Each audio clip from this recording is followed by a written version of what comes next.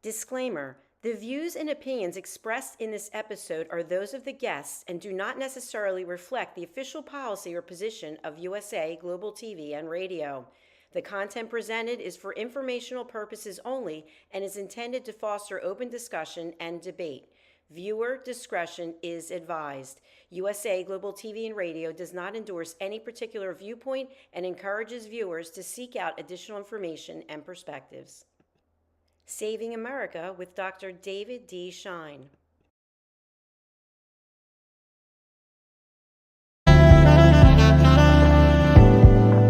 Welcome to USA Global TV and Radio, where our mission is to provide education, entertainment, hope, and inspiration. USA Global TV and Radio connects you with experts and audiences all around the world every single day to help you succeed in business and to live a richer life. Visit us at usaglobaltv.com to learn about career and life-changing training and mentoring programs like the Listening Mentor. Subscribe to our newsletter to stay informed about our special programs and offers. Discover how you can become a guest on one of our shows or a host or producer of a USA Global TV and Radio show of your very own. That's USA Global TV and Radio, where the doctor is always in.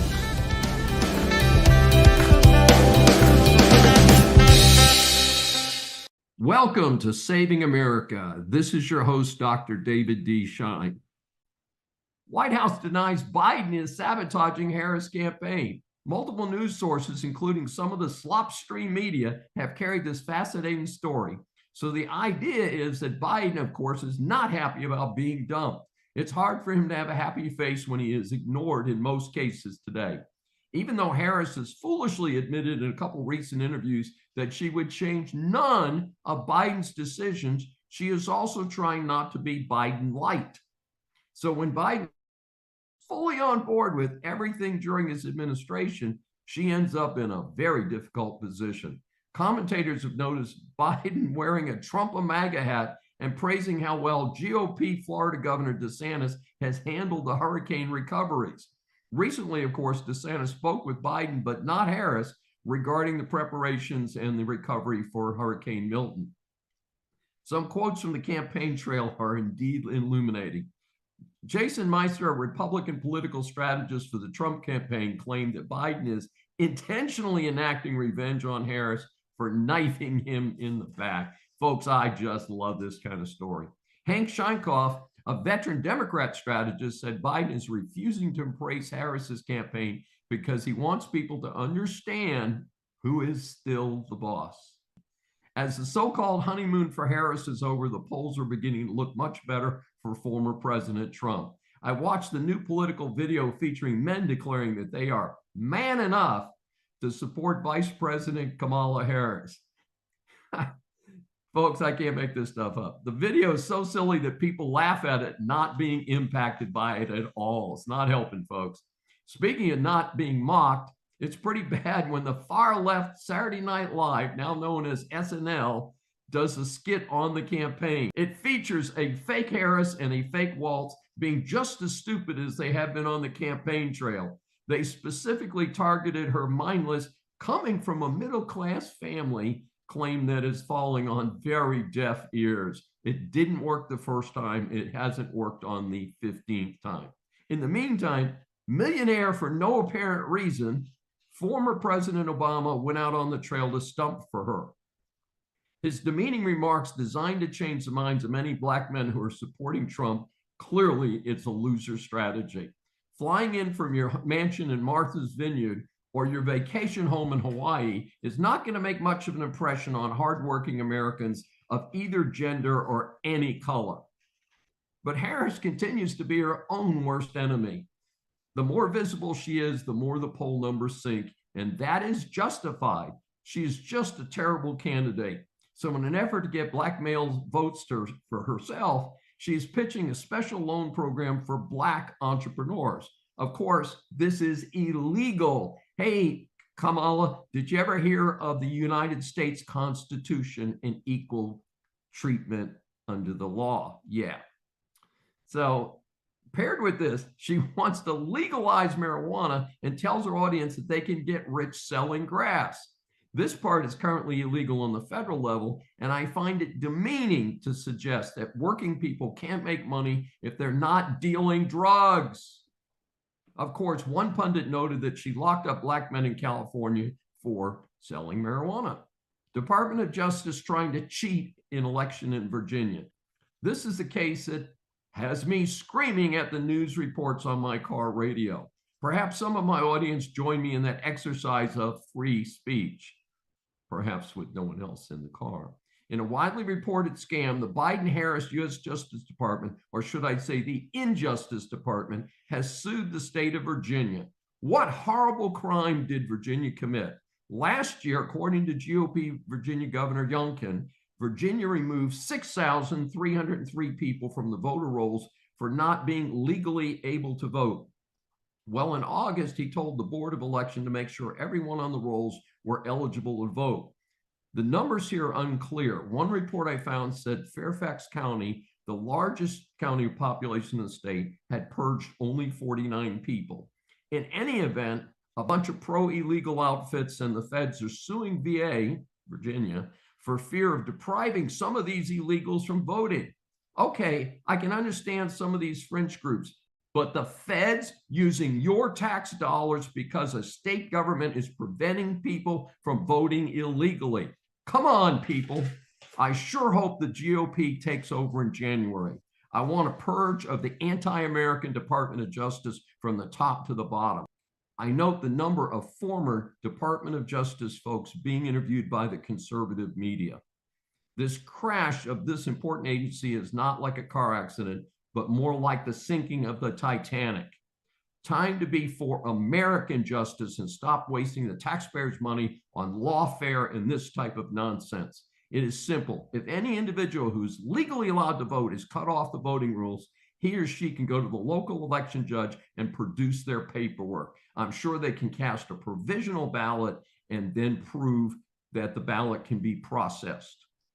All of us are aware that there's unfortunately a continuing controversy of biological males playing in collegiate women's sports. The College Fix recently noted a series of deliberate defaults to the San Jose State women's volleyball team due to their having a male athlete. Well, it seems like that might not be a big deal, but if a big biological male smashes a volleyball at your daughter, you may be dealing with a concussion or worse. Idaho Governor Brad Little praised Boise State's decision to forfeit a game. He stated, "I applaud Boise State for working within the spirit of my executive order, the Defending Women's Sports Act. We need to ensure player safety for all of our female athletes and continue the fight for fairness in women's sports." So not every politician out there is a whack job. Switching to business, Walgreens is closing stores and CVS is laying off employees. Multiple sources are reporting on this serious business news. As a close observer of businesses around the US, I am not surprised at this news. I observe that there are simply a lot of Walgreens and CVS stores. It seems like they are everywhere. They seem to be overbuilt, and yes, it was not my imagination. Walgreens is closing 1,200 stores, and CVS is laying off 2,900 employees. First, part of this is due to changing consumer habits. Customers can get their prescriptions in many places, so they are not dependent on the old-fashioned drugstore. Online is obviously a major competitor all by itself. Second, they are not supported by secondary merchandise sales, since these stores usually are retail plus, with the exception of some weekly sale items. Third, not mentioned in all the news coverage, many markets, especially in California, have serious theft issues. For Walgreens, closing the uneconomic stores just makes sense. This is sad news for some customers who are dependent on a local drugstore. Online is nice, but things are not always delivered overnight. Note that a recent announcement by Target to close 9 stores involved theft issues. Many of the stores were in woke jurisdictions like California and New York. I suspect same issue with Walgreens. A great source for news with a special slant on what's really happening in China is NTD, just 3 letters. They have a free newsletter with a near daily comprehensive report. They just released an article covering a new documentary film called State Organs. It was made possible since a political prisoner in China somehow escaped to tell the story of how China is harvesting organs from people whose religion or other principles do not match the red China line. Shen Paiming, first known survivor of forced organ harvesting, made an appearance at the initial screening of the 76-minute film. The producer was Raymond Zhang, and it was scored by composer Daryl Bennett. It tracks two families searching for their missing loved ones in Red China. It revealed state-sanctioned forced organ harvesting. It's hard to believe that this can happen in the year 2024. Sounds more like another Holocaust situation. A pitch was made in the article to support legislation like the Falun Gong Protection Act. I doubt any American waiting for a transplant, no matter how desperate, wants to know that that organ was harvested from a Chinese political prisoner. All of us are aware that there's unfortunately a continuing controversy of biological males playing in collegiate women's sports. The College Fix recently noted a series of deliberate defaults to the San Jose State women's volleyball team due to their having a male athlete. While it seems like that might not be a big deal, but if a big biological male smashes a volleyball at your daughter, you may be dealing with a concussion or worse. Idaho Governor Brad Little praised Boise State's decision to forfeit a game. He stated, "I applaud Boise State for working within the spirit of my executive order, the Defending Women's Sports Act. We need to ensure player safety for all of our female athletes and continue the fight for fairness in women's sports." So not every politician out there is a whack job. Baby born in parking lot of a Michigan microbrewery. The story has been picked up by various media sources. I referred to the local Kalamazoo newspaper for the best information. So Aaron Baker gets a call from his wife, Kyle, and says it's time to go to the hospital to deliver their third child. The first children came in a normal fashion, so he's not stressing it. Apparently underestimated the speed of numbers three's determination to arrive. Predictably, the little fellow was ready to charge out, and so Aaron calls 911 on he and his wife's way to the hospital, asks for the ambulance to meet them along the route. Well, 2 blocks ahead is the couple's favorite microbrewery, One Well Brewing. So he says, "Meet us in the parking lot at the brewery." Well, the little fellow had a different idea. He starts to pop out before they even get to the parking lot. Once they're in the parking lot, the dad jumps out of the driver's seat, runs around the passenger seat, and delivers the little fellow safely. Then the ambulance takes the baby and mom away, and they're fine. The brewery has a new blood orange brew, and it's naming it Special Delivery after the incident. When the baby, Forrest is his name, is old enough to drink, he's been awarded free beer for life by the brewery. Our series Interviews for Saving America establishes that the world is full of interesting people. I think when you hear from our next guest, you're going to agree with me that she deserves the moniker of an interesting person. Saving America welcomes Lana Santonzi for her first time. She is running for U.S. Representative in District 18. And for folks, this is a very interesting deal. There are 2 elections on the ballot, one for the incomplete term of Sheila Jackson Lee, and we're going to have our interview with Maria Dunn for that in a next. But the important thing is that Lana is running for the full term, and she is running against the former mayor of Houston, Sylvester Turner. And I also want to disclose that this is my district. I have lived in this district for decades, and it's an odd-shaped district, includes the center and east sides of the Heights, as well as many other Houston neighborhoods, even including Houston International Airport for some reason. Lana was a legal immigrant to the United States when she was just 6 years old. Today, she is a wife and a mother. She is also a deeply religious person. She has worked hard to achieve the American dream by pursuing an education. She finished with her master's degree at Texas Women's University, where she graduated with honors. Lana's professional journey led her to serve as a federal officer for 12 years. Throughout this time, Lana advocated for and defended the values and opportunities that America represents. We welcome Lana Sansazzoni for her first appearance on Saving America. Thank you so much for having me. I am so excited to be here. Well, we're excited to have you over here. And of course, we're all rooting for you. Of course, early voting has started, and I will be over there. I'm going to give it a few days until the crowd eases up. I'm very excited. I heard on the news this morning that they had a line, 2 blocks line to vote in Montgomery County, which of course is a conservative part of the greater Houston area. And I think that's a very good sign. Yes, it is. I was out there today and the lines are long everywhere. Everywhere I turn, the line is long. So yeah, they're out there. That's fantastic. As you know, we ask our guests 3 questions as part of our model. And in your early life, you had challenges that others may not have faced by coming to a new country as a child. Share with our audience how you managed to thrive and earn a degree from Texas Women's University with honors. You know, so I came here as a little girl. I was around 6 years old. Of course, at 6, you really don't know much about where you're going or the country that you're coming to. But as I grew up in this country, America, I love so much, I realized how much this country has done for me. It's given my family opportunities that I could never get anywhere else. And I believe that as an immigrant, you take advantage of all the opportunities America has. Everyone should, whether you're a citizen born of this country or an immigrant that came here and eventually became a citizen. Everyone should take advantage of the fact that this country gives everyone the opportunity to grow and to become and flourish into the person that you should be.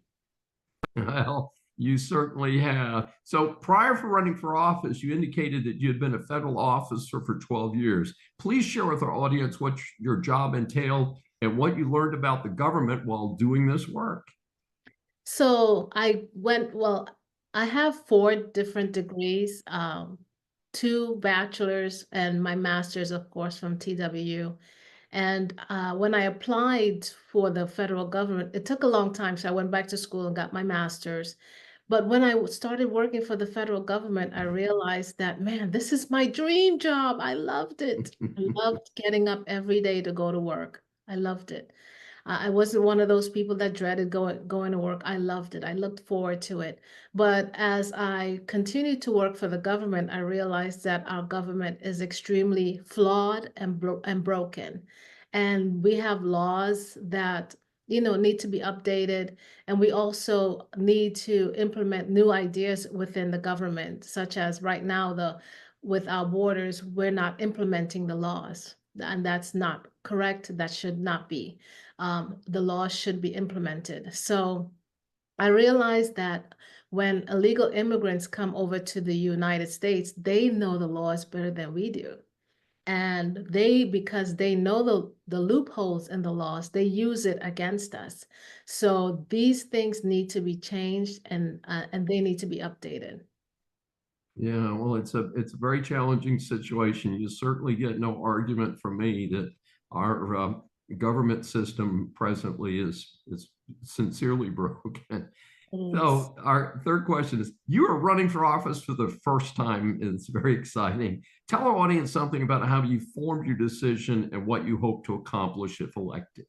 So I loved working for the federal government, but I am deeply religious. I love God. And even though I loved working for the government, God said, no, no, no, I've got something else for you to do. So I did struggle at first when God asked me to run. But as time went on, I accepted the call and took the step out to run. So this is why I'm running. It's really not about me. It's really about the community, helping the community, fighting for the community. And it's something that God asked me to do. So I want to be faithful to him. And what are your key elements? What do you feel that you can do for this district, which includes me, as you know? So we're definitely fighting to lower crime. Of course, our economy is struggling right now. I've never seen so many elderly come out of retirement, not because they're bored, it's because they cannot put food on the table. We need to have them live out their lives because they've worked as long as they have.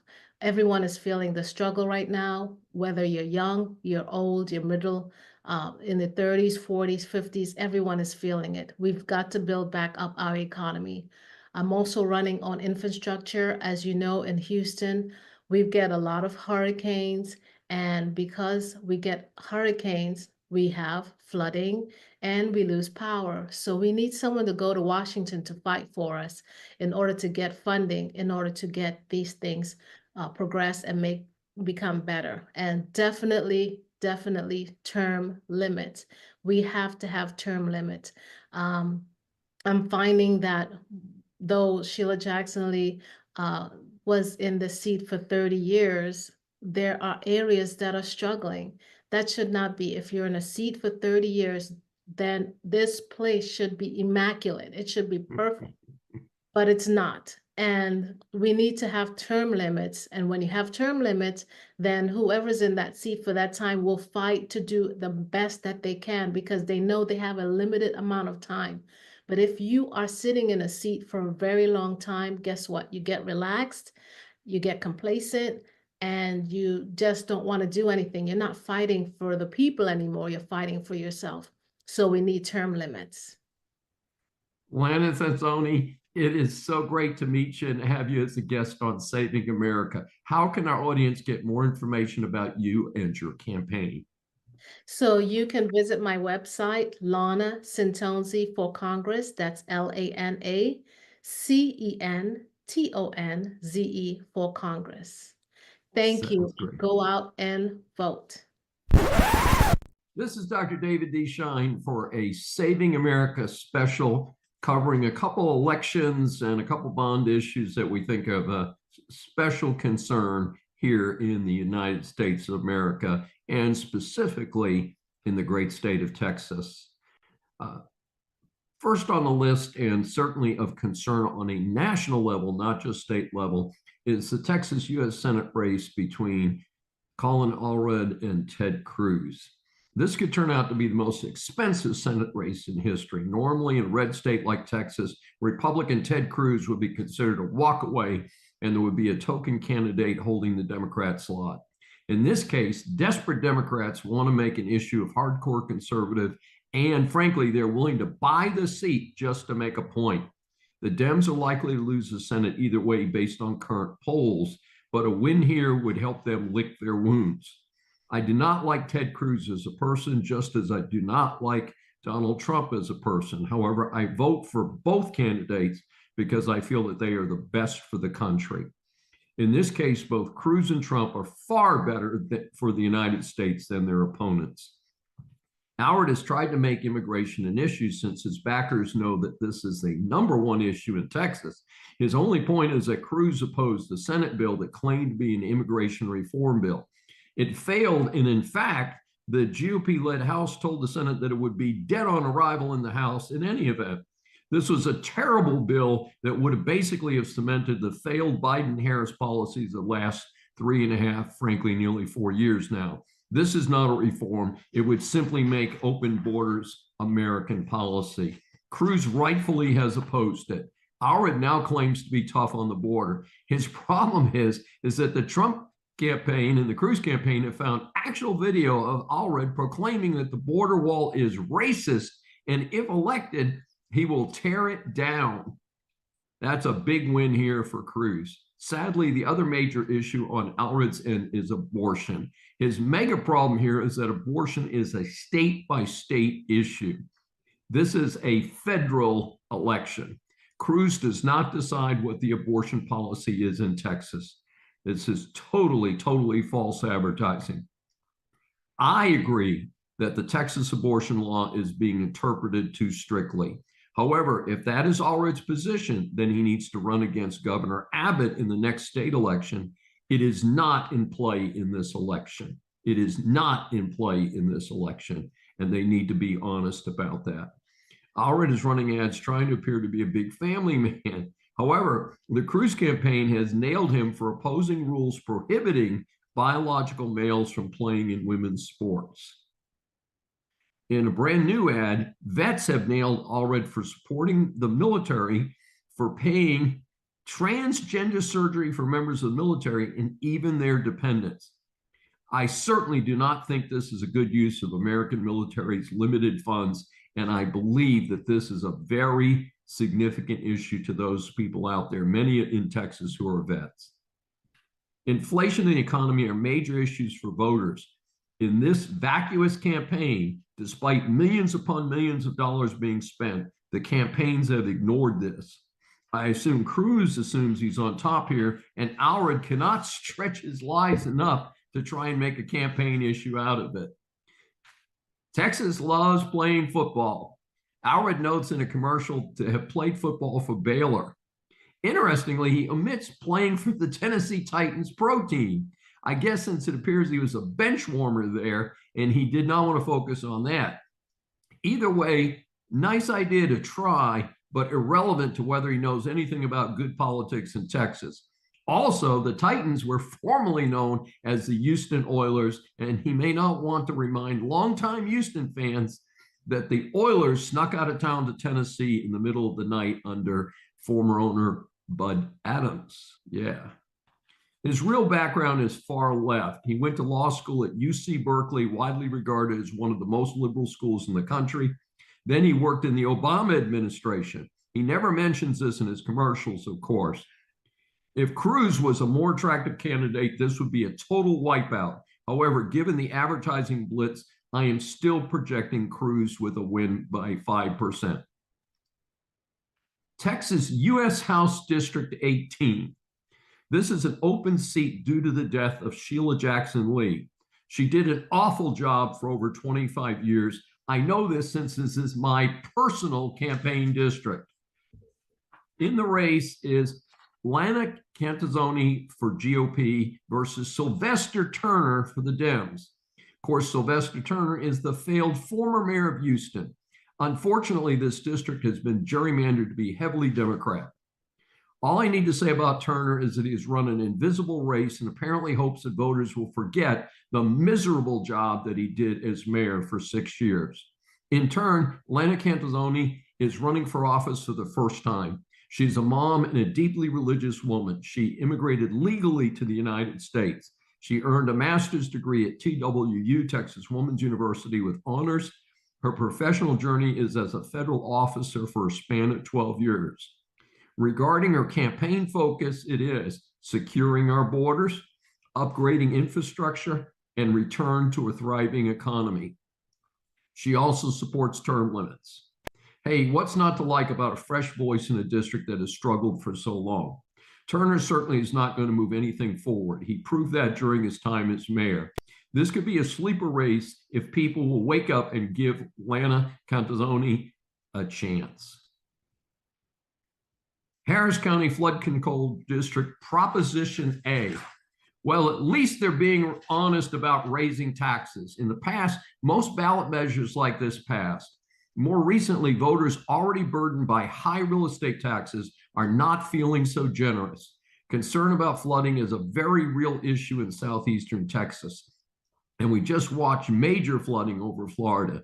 It is my position that government at all levels have wasted our tax dollars and are not properly investing it in infrastructure. I am calling on voters to push Harris County to economize and get this done within their current budget. They can become a model for the rest of this badly run country. Therefore, vote no on this proposal. Houston Independent School District, Propositions A and B. That's right, HISD is seeking not one, but two huge bond issues. They total just shy of $1 billion. I am sure it would exceed that amount when interest and other fees are added. In Prop A, they want to expand and add buildings. In Prop B, they're asking for technology and systems equipment. Note that the school district tax is the largest component of the huge combined Texas real estate taxes. Again, most residents have their kids in public schools and want their kids to have good buildings and good equipment. My kids went to HISD, and I want that for the community. However, I question, when does it stop? When will the system consolidate buildings and focus on wasting less money across the board? HISD, Show me that you have done right with my hard-earned tax dollars, and then we can discuss giving you more money. Most Americans are struggling to pay bills due to high inflation and high taxes. I do not feel the mood is to give any government agency more money. We are told the birth rate is way down. The cost of living close into the city, which is much of HISD, is very high. The current pattern is that really young adults and some of the older families live in the city. Otherwise, the young families live out in the suburban school districts. Certainly, HISD can do a lot better with its current budget. And I also criticize them for not including in the bond issue what would be the impact on the taxes that people are paying. Therefore, I vote against both HISD bond issues. You know, as we think about Halloween, we think about kids in costumes. Some are really scary, like Freddy Krueger, the Chainsaw Killer, and of course, Frankenstein. But what about the real life horrors who waste our tax dollars, commit crimes, and those who allow others to commit crimes? As a community service, we try to identify those offenders and award them a well-deserved Saving America F grade. The badge of dishonor today belongs to well-known Katie Couric, the former host of the Today Show and an alleged journalist. She was on a talk show recently and was asked how she viewed Trump voters. And we're going to quote, "The socioeconomic disparities are a lot and class resentment is a lot. And anti-intellectualism and elitism is what is driving many of these anti-establishment people, which are Trump voters. So I think that is a huge problem we have to address." So voting for Trump is a major problem that people like Katie Couric need to address. That's kind of interesting. Katie Couric is a graduate of the University of Virginia. I hold 2 graduate degrees from that well-regarded university. I take no joy in a fellow Cavalier being this ignorant. Maybe years of fame and fortune have taken a toll on good old Katie. For the record, again, I am not a big supporter of Trump. However, he is the only candidate for president at this time that I can support. I do feel that voters of many stripes and descriptions support him. Recall that good old Hillary Clinton referred to the Trump supporters as deplorables, and in my opinion, that helped her to lose the 2016 presidential election. And I see Katie doing that in this particular situation. So Saving America awards today's F grade to Katie Couric for both being blind to today's realities and failing to connect with a large swath of Americans who support Trump. We are talking about Sheila Jackson Lee. Now, Sheila is unfortunately my congressperson. Yes, folks, I live in the 18th congressional district, a heavily gerrymandered district, which just happens to include this little clip of the Heights where 1111 Heights, the home for Claremont Management Group and Saving America, is located. And I can tell you that it's been a total waste since she took office in 1995. Do your arithmetic, folks. She's been in office 28 years. Now, when she was elected, and I remember that vividly, I wasn't that upset because she displaced a total F grader named Craig Washington, who had been a disgrace to the Congress and a disgrace to the greater Houston area. So there was some promise there. And just by way of background, I've known who Sheila Jackson Lee was since the early 1980s. She was on city council. I was active in local administrative things. I was on some HISD committees. And so I got a chance to meet her. She appeared to be bright and to have a tremendous future ahead of her. And I guess she delivered that when she got elected by defeating an incumbent in Craig Washington. And there's a huge challenge to defeat an incumbent, especially someone sitting in Congress. And she did that, and that's to her credit. Since then, it's been awful. It's been downhill all the way since then, and lots of luck. Any of the rest of us in Congressional 18 here in Texas, trying to get somebody over there to actually help you from her office.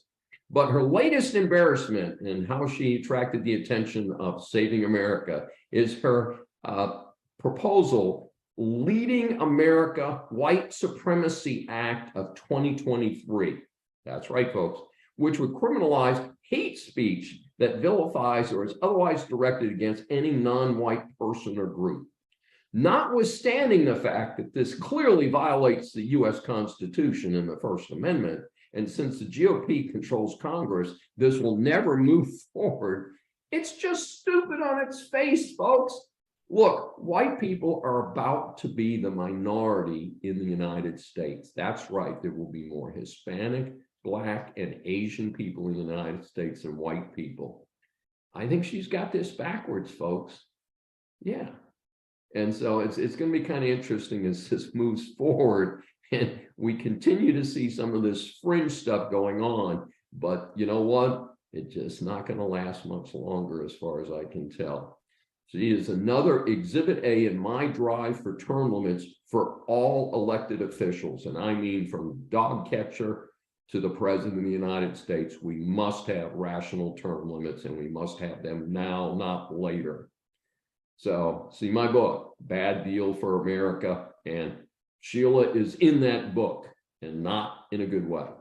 So Saving America awards its not coveted F grade to Sheila Jackson Lee for just being a total waste of space and for this stupid proposal that she made recently. And in this case, we have a person who has suffered a serious medical condition. Shortly before the primary in Pennsylvania, Lieutenant Governor of Pennsylvania, John Fetterman, suffered a severe stroke. And right before the election, the primary election in May, he said, well, gee, the doctors worked a miracle. Everything's cool. I'm doing great.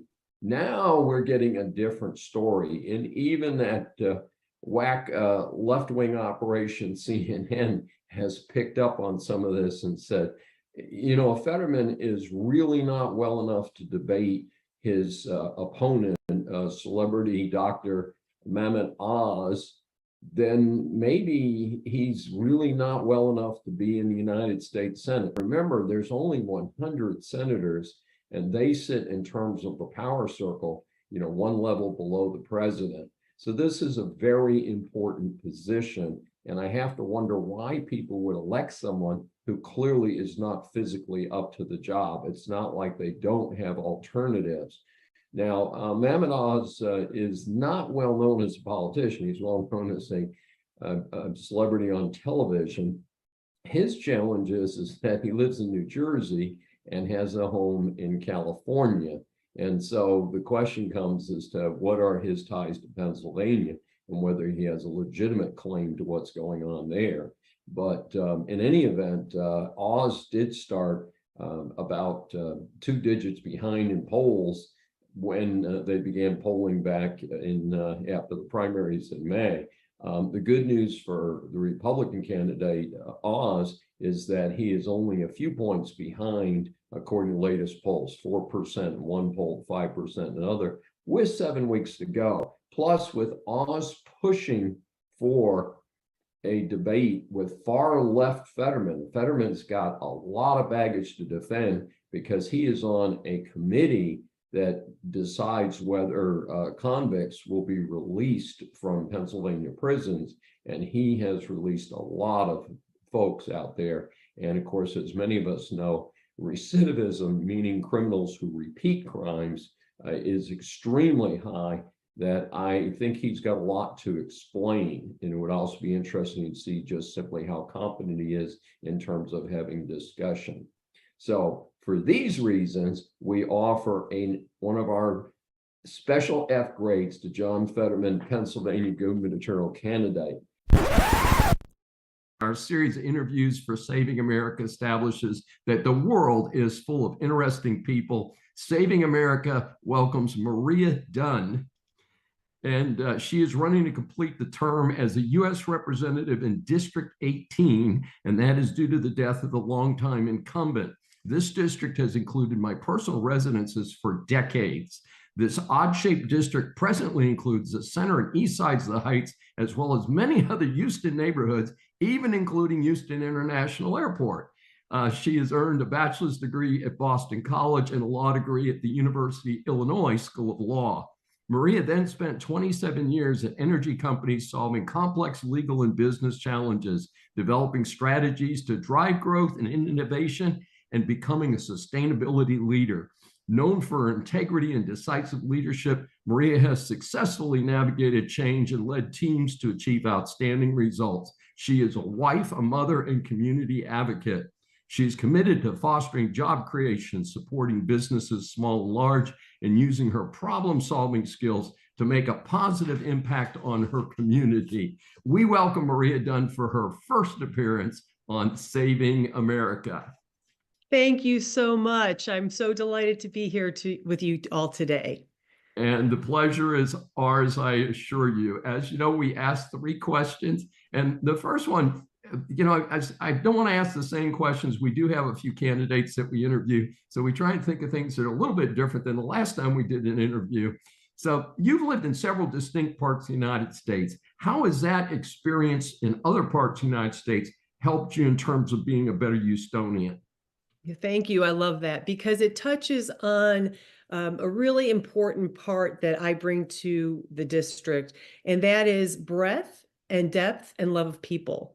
And so when I grew up north in Chicago and went to school on the East Coast, I also worked in California and I've worked in Vermont, lived in Oklahoma for a number of years, but I've sunk my roots in Houston. I've lived here more than 20 years. I raised my family here. I too live in the district. So this role and this seat is personal to my family and me. One of the things I think that living in different parts of the country has done for me, and I've always loved it, is emphasize the value of culture. That's that unspoken aspect of the way we act with the people, and to be aware of different cultures and sensitive and mindful and respectful to it, I think is helpful. And then the other thing it has helped me figure out is how we have so much in common. That while we may have geographical differences or cultural differences, it is something that can bring people with their humanity together over commonalities. Well, it makes perfect sense to me. Now, you were a corporate attorney for 27 years. Some might ask how that impacts your ability to be a good congresswoman now. Yeah. Let me tweak that experience just a little bit, if I may, Sure. because I've worked 27 years in the energy industry. About Aha. half of that time was as a lawyer, and that was in-house doing business deals, mergers and acquisitions, growing businesses, having to change and transform businesses. So that has been one experience, and I love the law. I love the rule of law. I think it is one of the things that is so important and precious about the United States with our constitutional democratic republic. It provides civility. It provides a way to come together to do business. And when we have differences, we have rule of law. But then the other half of my career was leading the sustainability group. And that, I think, brings together and fostered something that is very applicable to running in a short term. We have change going on. With the passing of Sheila Jackson Lee, we will have a new congresswoman in this seat in November for the remaining term. And so sustainability, balancing competing interests, people issues, environmental issues, economic issues, that I learned to navigate. I used to affectionately call it proceeding through the fog. When we don't know what's going on, sometimes we need to stand still, but a lot of times we need to progress and do the next right thing. And it may be small, it may be large, but we have to still continue to progress even when things are foggy. So that experience, I think, allows me to understand the law, respect the law, love the law. I worked in policy in both of those roles for almost 30 years now. So how laws are developed, how regulations are developed, that's a great strength that I bring to this seat and to all of our residents, the diversity that we talked about in the first question of District 18. As we look at that, it's kind of interesting because do some people come to you and say, isn't it an oxymoron to be called a sustainability person if you're involved with the oil and gas industry? Because, of course, that's the big Satan of fossil fuels. Right. Yes, we hear that. And the other challenge is when we think about sustainability, I think of an intersecting Venn diagram with 3 circles, and we aim for that sweet spot where people issues, environmental issues, economic issues are in balance. But we can think of examples where if we don't pay attention to economic or environmental issues, people and profitability may get completely squeezed out, if you will. And that's not really long-term viable. Same thing if one is just driven by profitability and ignores your people, your communities, your vendors, your customers.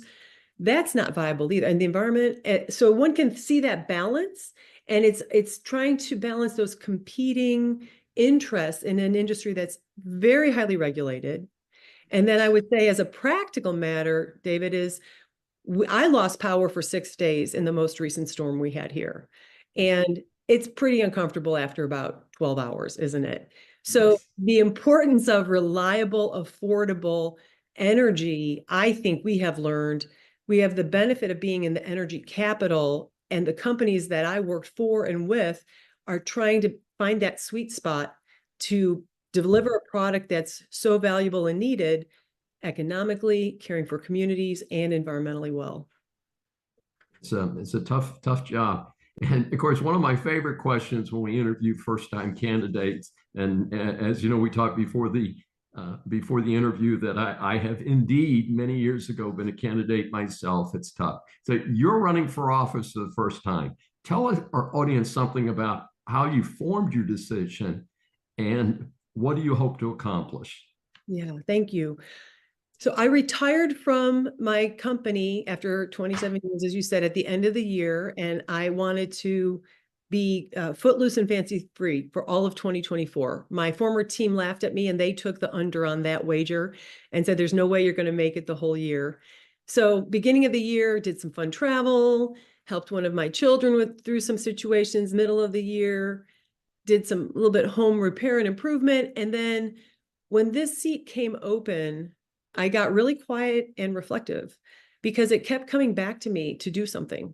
You need to do something. We need common sense leadership in this seat at this time of change. And so I kept reflecting on it, and I didn't even know if it was possible. So we have it was not possible for me to run for the general election term. Lana Santonzi had filed. She's running against Sylvester Turner. She's a wonderful candidate. And so I thought about the remaining term and bringing together ability to navigate through the fog, mentoring people, leadership, loving diversity of people living in the district. And it finally came back to me and said, well, can you do it? And I could. So I filed. And can I get a team together? I could. Can I get volunteers together? I can. And so the metaphor of a Bailey Bridge, where you unfold it and you build it as you cross the river to get to your goal on the other side. This is a Bailey Bridge event that is unfolding at every time. And I felt called to serve my neighbors and the community and the district at this time. Well, we're certainly glad you're doing it. Like I said, I am personal to this one because I live in the district. How can our audience get more information about you and your campaign? You bet. So we have a website, we have Facebook, we're on X. MariaDunn4Texas.com is our website, and there you can find everything. The Facebook, the connections, X. Would love if you would follow us. It takes resources, just like to run a business. It takes resources to run a business. It takes resources to run for a Congress or a state seat. So if people feel compelled to make donations, we'd love to have that.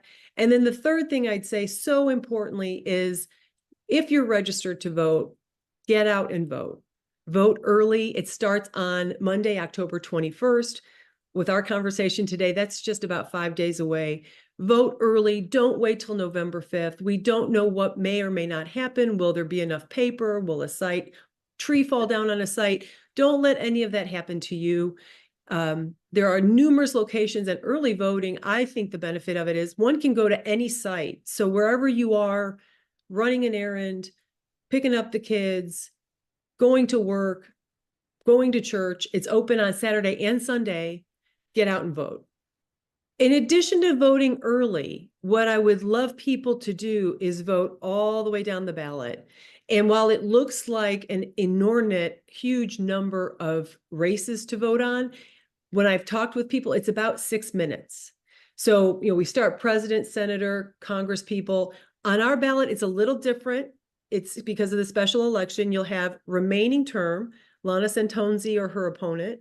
And then you'll see special election, next election, remaining term, me and my opponents.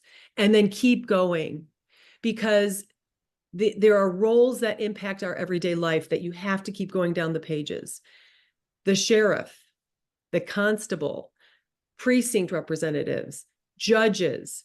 So I can get elected and pass a law, and the president can sign it, or at the state level, the governor can.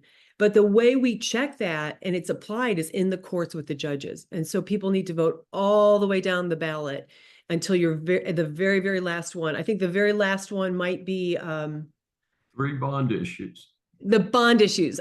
Thank you, David. Until you get to the last bond issue and make your choice and vote, you're not done. So let's get it done by getting the ballot completely done when you vote, starting early election. Business students, business persons, or consumers, business law impacts much of what you do. This segment is designed to help you get past the headlines on key stories. The Georgia Supreme Court blocks 2 third-party presidential candidates from the ballot. As America approaches the presidential election, last-minute issues related to who will be on the ballots in various states takes on a special urgency. This was a recent case in Georgia reported by the Epoch Times that is a good example. In Georgia, third-party presidential candidates Cornel West, an independent and a very high-profile activist, and Claudia de la Cruz, a socialist, are not qualified to appear on the presidential ballot. This was the unanimous ruling of the Supreme Court of Georgia on September 25. The backstory here is that in response to an earlier administrative ruling that kept the 2 off the ballot, Georgia's Secretary of State, Brad Raffensperger, a Republican, lowered the signature threshold needed for petitions for ballot access to 7,500.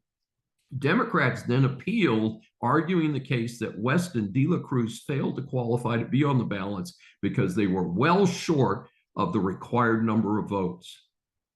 The Georgia Supreme Court upheld the Democrats' appeal. The concern of the Democrats was the appearance of these 2 liberal candidates on the ballot might siphon away votes from the Harris-Walz ticket. As a result, Georgia voters will have a choice of 4 presidential candidates: Democrat Kamala Harris, Republican former President Donald Trump, Libertarian Chase Oliver, and the Green Party's Jill Stein. Cornel West, obviously unhappy with the final ruling, noted that voters could still write him in. De la Cruz complained that the 2-party system prevented other candidates from being selected by the voters. At the same time, with crowded ballots and limited voter attention spans, having a minimum number of supporters to appear on a ballot, especially for the presidency, seems reasonable. The latest on the January 6th prosecutions. Virtually all Americans are aware of the riot that took place on January 5th, 2021 in the Capitol. The stated purpose was to protest the election outcome, making Joe Biden the president over incumbent Donald Trump. That was only part of the story. Subsequent to that, more than 1,200 people have been charged. Of that number, more than 460 were in prison for their role in the Capitol attack. At least 718 guilty pleas have resulted, many of those with jail time. Then the U.S. Supreme Court ruled near the end of the 23-24 term that the charge of obstructing an official proceeding did not apply to the January 6th protests. The actual case involves a Pennsylvania law enforcement official. In a 6-3 vote, SCOTUS ruled that the law applied only to evidence tampering in official proceedings. This was the main charge against most of the January 6 protesters, so many pending prosecutions will need to be reviewed or dropped. More important, those that pled guilty without the benefit of this opinion may move to withdraw their pleas, which would clear their criminal record. So the question is, how did the FBI and other federal law enforcement round up all of these potential defendants? Well, there was not an organized sign-in at the Capitol that day where people signed their name and said what state they were from or whatever. So how'd they find them? Well, it turns out they used something called geofencing. That may now be falling apart due to recent ruling of the U.S. Fifth Circuit Court of Appeals. The ruling struck down geofencing warrants on the basis that they were an illegal dragnet. Warrants are supposed to be specific under the Fourth Amendment to the Constitution. These warrants were too broad, according to the Fifth Circuit, and violated the defendant's rights to be free from unreasonable search and seizure. This could impact at least 300 of those charged in the January 6th matter.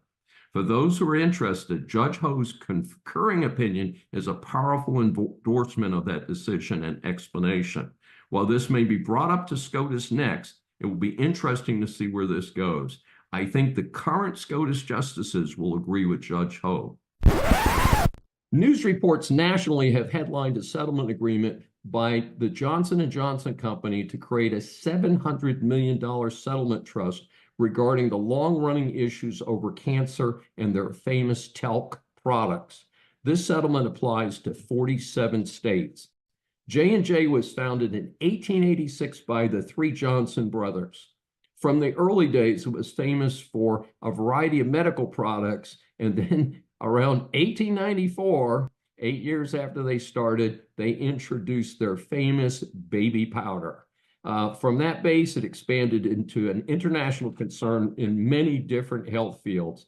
But a product as innocent as baby powder has become a huge issue. The allegations are that women using talc on their private parts may have contracted cervical cancer and other serious illnesses. What is the theory of liability? Well, talc is a rock that is ground into powder. It is reportedly harmless. However, talc contains small amounts of asbestos. It is reported that this contamination could be the cause of these cancers and other illnesses. At least one mega verdict against J&J and a bankruptcy court denying some help has pushed this settlement forward for the company. It will no longer sell any talcum products. I believe another talc product they had was called shower-to-shower powder. It has not admitted any wrongdoing in the proposed settlement. This large amount will be funded into the trust in 4 annual payments. The settlement is reminiscent of the Johns Manville asbestos settlement some years ago. In fact, that case dates to the late 1980s. And though it was in the billions, at least $2 billion, there's about $600 million that has been paid out of the trust to the Johns Manville Trust to date. Thanks for joining me for Saving America. If you have questions or comments, please find me on various social media sites. I'm Dr. David D. Schein, and I will see you next week. Welcome to USA Global TV and Radio, where our mission is to provide education, entertainment, hope, and inspiration. USA Global TV and Radio connects you with experts and audiences all around the world every single day to help you succeed in business and to live a richer life. Visit us at usaglobaltv.com to learn about career and life-changing training and mentoring programs like the Listening Mentor. Subscribe to our newsletter to stay informed about our special programs and offers.